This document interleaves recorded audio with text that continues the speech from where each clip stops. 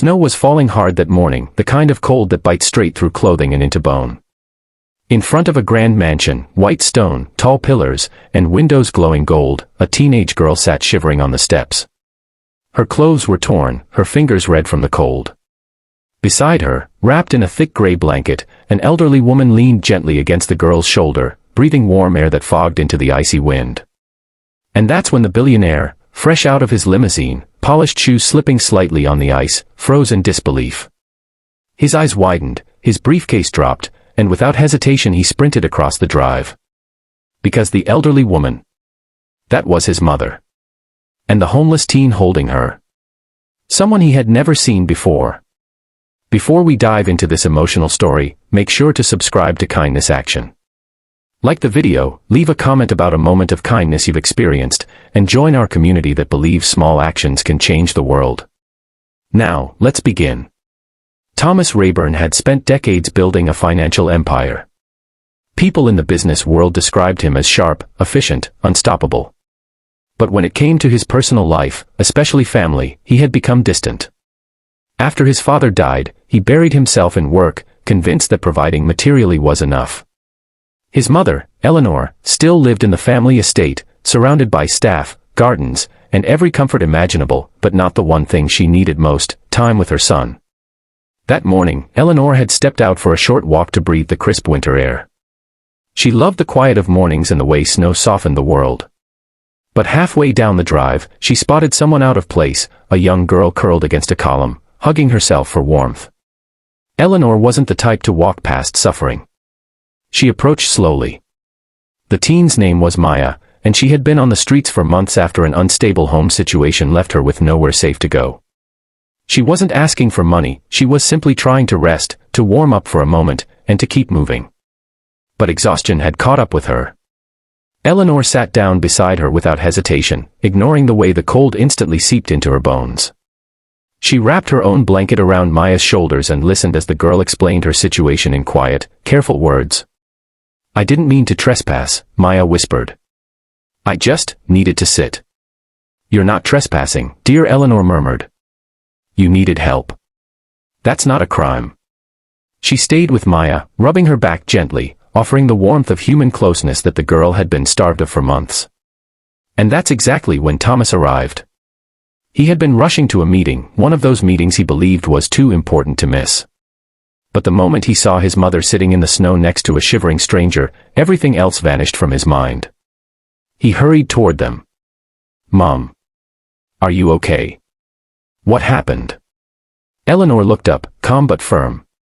"I'm fine, Thomas." "But she isn't. This young woman needs help." Thomas knelt down. His mother's breath formed little clouds in the air.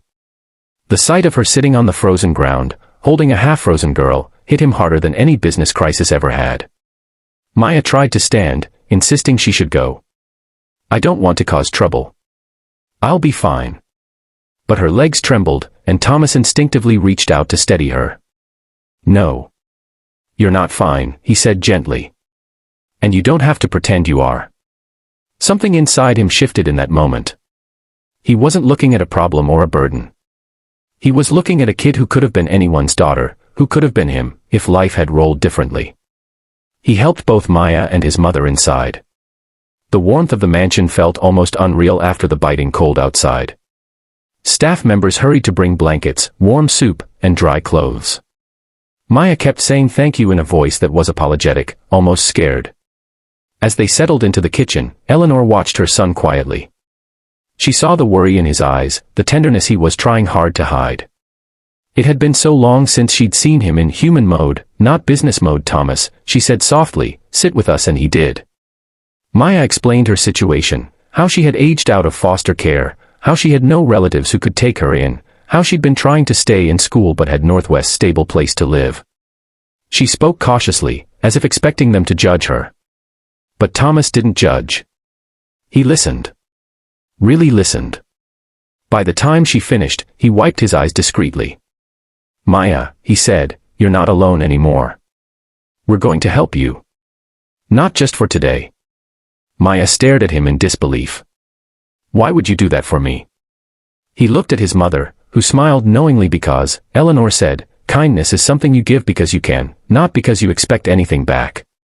Thomas nodded. And because if my mother trusts you enough to sit in the snow with you, then I trust you too. Over the next weeks, Thomas arranged for Maya to have a room in the guest house. He helped her enroll in school again. He introduced her to mentors, counselors, and teachers who supported her. Slowly, Maya's shoulders relaxed, and her eyes began to brighten with hope instead of fear. But something else changed too, Thomas himself. He started canceling a few meetings. He spent mornings walking with his mother. He invited staff members to share their ideas and thanked them more often. He began sponsoring programs for homeless youth across the city, using his resources to build shelters that prioritized dignity, safety, and opportunity. Every time someone praised him publicly, he gave the credit to his mother, and to a teenage girl who reminded him how powerful a single act of kindness could be. Months later, on a sunny spring afternoon, Maya stood on the mansion steps, wearing clean clothes, carrying books, and smiling. She hugged Eleanor tightly before heading to school. Thomas watched her go and whispered, almost to himself, I can't believe how close I came to missing this.